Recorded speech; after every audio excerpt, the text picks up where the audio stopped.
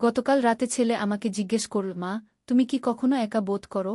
আর আজ সকালে বলল, আমি চাই তোমার একাকিত্ব দূর করতে, তোমার জীবনসঙ্গী হতে। আমি ভয় পেয়ে গেলাম। কিন্তু তারপর যা ঘটল তা একেবারেই অপ্রত্যাশিত। আমি আবিষ্কার করলাম আমার ছেলে আসলে একজন গুপ্তচর এবং আমাদের পরিবার একটি রহস্যময় ষড়যন্ত্রের কেন্দ্রে। এই গল্পটি শুনে আপনাদের রোমাঞ্চে গা শিউরে উঠবে। এই গল্পটি সম্পূর্ণ শুনলে আপনাদের পানি অটোমেটিক বের হয়ে যাবে, যত দ্রুত সম্ভব হাতের কাছে টিস্যু নিয়ে বসে পড়ো। বিছানার চাদর যেন নষ্ট না হয় সেটা সম্পূর্ণ খেয়াল রাখার অনুরোধ জানিয়ে গল্পটি এখন শুরু করব। তার আগের সর্বশেষ অনুরোধ, দয়া করে এমন পানি বের করার গল্প নিয়মিত শুনতে আমাদের চ্যানেলটি সকলেই সাবস্ক্রাইব করুন। ধন্যবাদ। হ্যালো বন্ধুরা, আমার নাম রিনা খান। আমার বয়স 40 বছর। আমার স্বামীর নাম করিম খান, বয়স 43 বছর। আমাদের 2 সন্তান, রিয়াদ আর শায়মা। রিয়াদ 18 বছর বয়সী, বিশ্ববিদ্যালয়ে পড়ে। শায়মা 10 বছর বয়সী, স্কুলে যায়। গতকাল রাতে বেশ দেরি হয়ে গিয়েছিল। আমি বারান্দায় বসে তারা দেখছিলাম। রিয়াদ এসে পাশে বসল। মা, তুমি প্রায় এভাবে একা একা বসে থাকো কেন? সে জিজ্ঞেস করল। ভালো লাগে। শান্তি পাই, আমি বললাম। তুমি কি কখনো একা বোধ করো? তার প্রশ্নে আমি একটু ভাবলাম।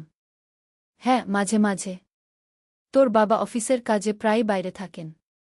কখনো কখনো মনে হয় কেউ নেই কথা বলার। আমি তো আছি। তুই তো আমার ছেলে।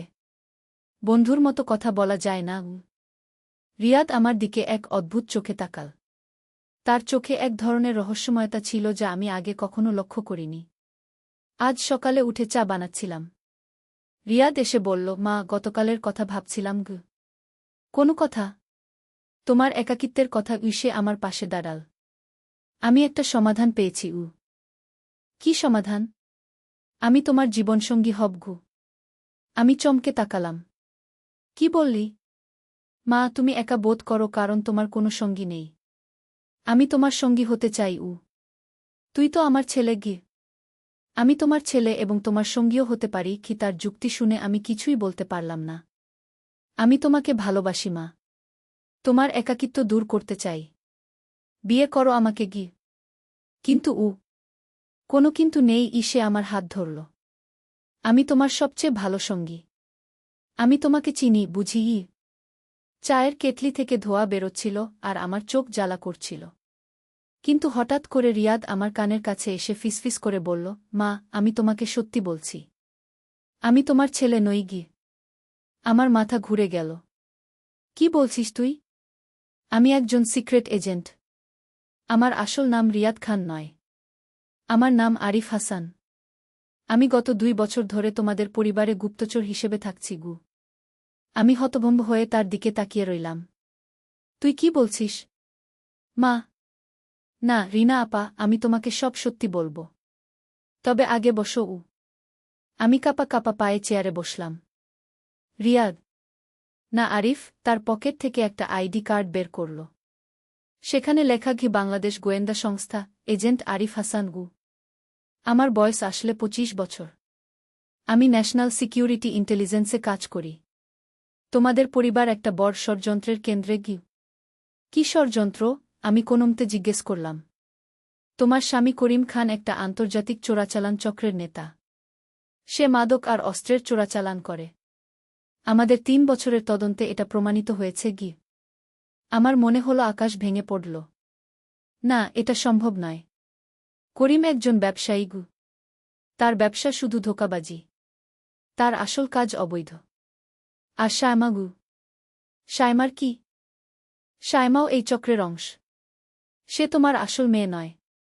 সে করিমের এক সহযোগীর মেয়ে যাকে তোমাদের কাছে রেখে দেওয়া হয়েছে। তার কাজ হল তথ্য সংগ্রহ করা। আমি মাথায় হাত দিয়ে বসে পড়লাম। এটা কি স্বপ্ন নাকি সত্যি? রিনা আপা, আমি জানি এটা বিশ্বাস করা খুব কঠিন। কিন্তু আমি তোমাকে প্রমাণ দিতে পারি। আরিফ তার ব্যাগ থেকে একটা ট্যাবলেট বের করে আমার সামনে রাখল। সেখানে করিমের অনেকগুলো ছবি ছিল, বিভিন্ন জায়গায়, বিভিন্ন লোকের সাথে। কিছু ছবিতে বড় বড় প্যাকেট হাতে। এই দেখো, গত মাসে তোমার স্বামী কক্সবাজারে গিয়েছিল। তুমি ভেবেছিলে ব্যবসার কাজে। কিন্তু আসলে সে মিয়ানমার থেকে 1 টন ইয়াবা নিয়ে এসেছে। ছবিতে দেখলাম করিম সত্যিই কিছু সন্দেহজনক লোকের সাথে কথা বলছে। তার হাতে বিশাল ব্যাগ। আর এই দেখো শায়মার ছবি। আরিফ আরেকটা ছবি দেখাল যেখানে শায়মা একটা অদ্ভুত মেশিনের সামনে বসে কিছু করছে। এটা কি? সে তোমাদের বাড়ির সব কথোপকথন রেকর্ড করে একটা গোপন সংস্থার কাছে পাঠায়। তোমার ফোনের কল, তোমার সব গোপন কথা। আমি ভয়ে কাঁপতে লাগলাম। তাহলে আমার কি হবে? তুমি নির্দোষ। আমাদের তদন্তে প্রমাণিত হয়েছে তুমি এসব কিছুই জানো না। তোমাকে সম্পূর্ণ অন্ধকারে রেখে এই কাজগুলো চালানো হয়েছে। তাহলে এখন কি করব? আমি তোমাকে সাহায্য করব। কিন্তু তুমি আমাকে সাহায্য করতে হবে। আজ রাতে করিম বাড়িতে একটা বড় মিটিং করবে। অনেক বিদেশি লোক আসবে।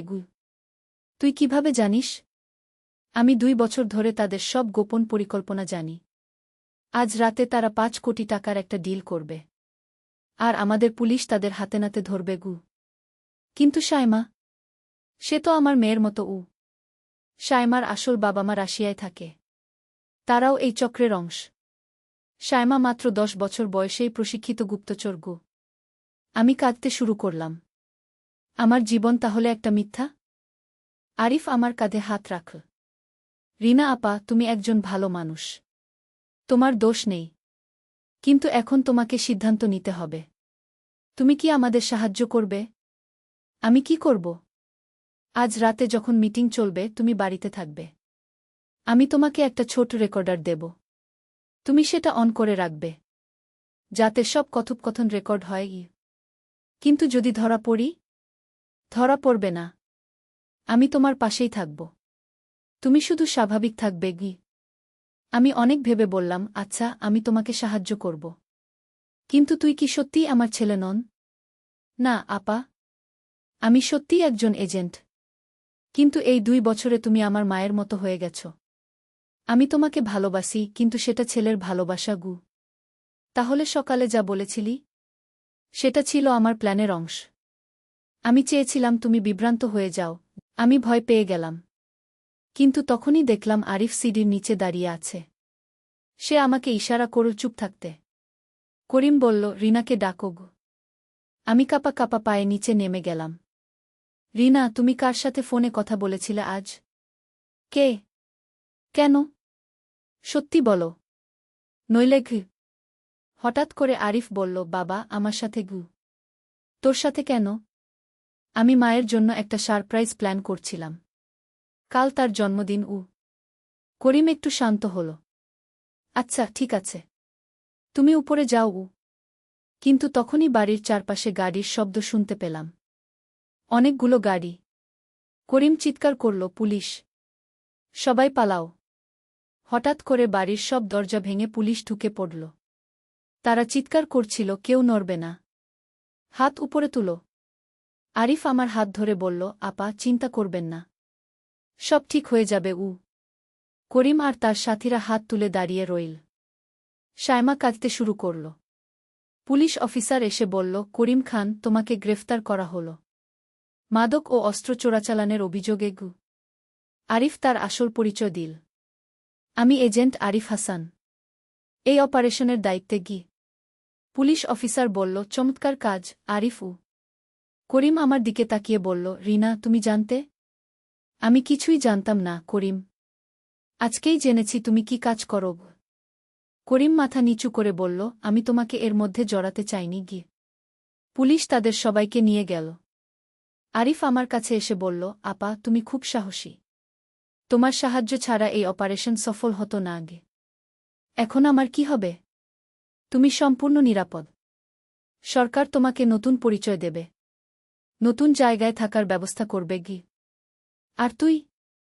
আমার পরবর্তী মিশন রয়েছে, কিন্তু আমি তোমাকে ভুলব না। তুমি আমার প্রিয় মায়ের মতো। 3 মাস পরে আমি ঢাকায় একটা ছোট্ট বাড়িতে থাকতে শুরু করলাম।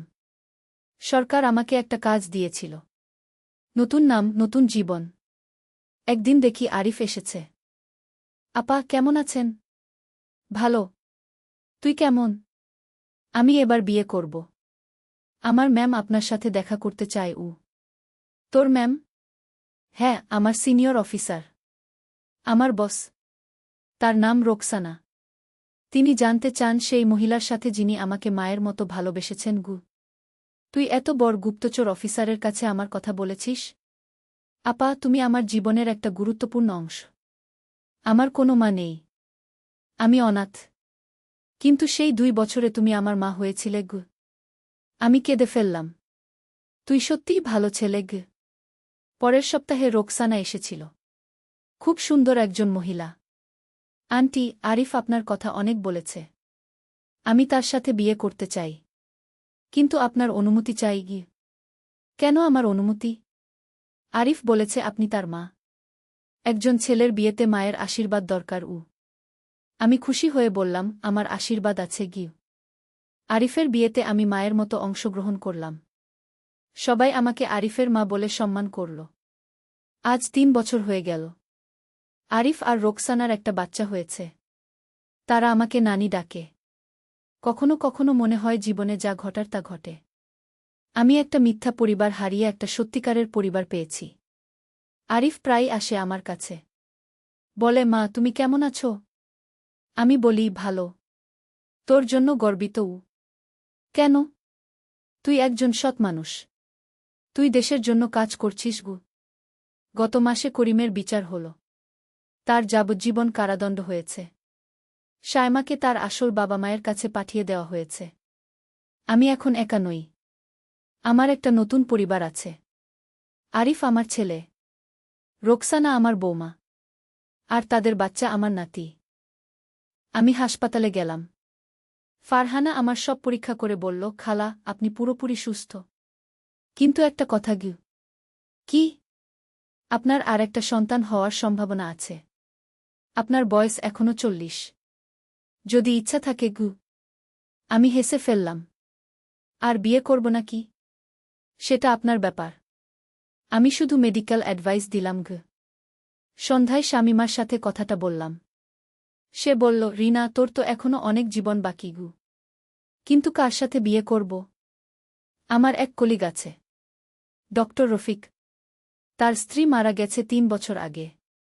খুব ভালো মানুষ। বয়স 55। যদি তুই চাও। না বাবা, আমার আর বিয়ের প্রয়োজন নেই। কিন্তু পরদিন যখন ডক্টর রফিকের সাথে হঠাৎ দেখা হল শামিমার ক্লিনিকে, তখন কেন জানি ভালো লাগল। আপনি রিনা খান? জিউ। শামিমা আপনার কথা অনেক বলেছে। আমি রফিক আহমেদ। রফিক সাহেব খুব ভদ্র আর শান্ত প্রকৃতির। তার সাথে কথা বলে মনে হল অনেক বছর পরে কোনো পুরুষের সাথে স্বাভাবিক কথা বলা হল। এরপর মাঝে মাঝে শামিমার বাড়িতে রফিক সাহেব আসতেন। আমাদের বন্ধুত্ব হয়ে গেল। 3 মাস পর একদিন তিনি প্রস্তাব দিলেন, রিনা আমি জানি আপনার জীবনে অনেক কষ্ট গেছে। আমারও। যদি আপনি চান আমরা একসাথে জীবন কাটাতে পারি। আমি আরিফের সাথে কথা বললাম। সে খুশি হয়ে বলল, মা রফিক আঙ্কেল খুব ভালো মানুষ। আমি তার ব্যাকগ্রাউন্ড চেক করেছি। পুরোপুরি পরিচ্ছন্ন। তুই আপত্তি করবি না? কেন করব? আপনি খুশি থাকলে আমি খুশি। এভাবে গত বছর আমি রফিক সাহেবকে বিয়ে করলাম। ছোট্ট অনুষ্ঠান। আরিফ, রোকসানা, শামিমা আর তার মেয়েরা। এখন আমি রফিক সাহেবের সাথে তার বাড়িতে থাকি। তিনি আমাকে রানী বলে ডাকেন। আমি তাকে রফিক ভাই বলি। গত মাসে আমার একটা বিশাল খুশির খবর। আমি গর্ভবতী হয়েছি। 41 বছর বয়সে। ডক্টররা বলেছেন সব স্বাভাবিক। আরিফ যখন শুনল, এসে আমাকে জড়িয়ে ধরল। মা আমি একটা ভাই বা বোন পাচ্ছি। তুই খুশি? খুব খুশি। আমার 2টো পরিবার হল। আপনার এই নতুন পরিবার আর আমার পরিবার। রোকসানাও খুব খুশি। সে বলল, আন্টি আপনি আমাদের সবার অনুপ্রেরণা। এখন আমি 5 মাসের গর্ভবতী। রফিক সাহেব আমার খুব যত্ন নেন। আরিফ প্রতিদিন ফোন করে খোঁজ নেয়া। গতকাল ডাক্তার বলেছেন এটা মেয়ে হবে। আমি আর রফিক সাহেব ঠিক করেছি নাম রাখব রিমা। আরিফ বলল, মা রিমা হবে আমার বোন। আর রায়ান হবে তার দাদা। আমি হেসে বললাম, দাদা নয় ভাইপো। যাই হোক, আমি খুব খুশি। আজ সকালে আমি বারান্দায় বসে মনে করছিলাম 3 বছর আগে যখন আরিফ আমাকে বলেছিল আমি তোমার জীবনসঙ্গী হতে চাই, তখন আমি ভেবেছিলাম জীবনটা শেষ। কিন্তু আজ দেখি সেই মুহূর্ত থেকেই আমার নতুন জীবন শুরু হয়েছিল। আমি একটা মিথ্যা পরিবার হারিয়ে দুটো সত্যিকারের পরিবার পেয়েছি। আরিফ এখন আমার বড় ছেলে। রফিক সাহেব আমার স্বামী। শামীমা আমার সবচেয়ে কাছের বন্ধু।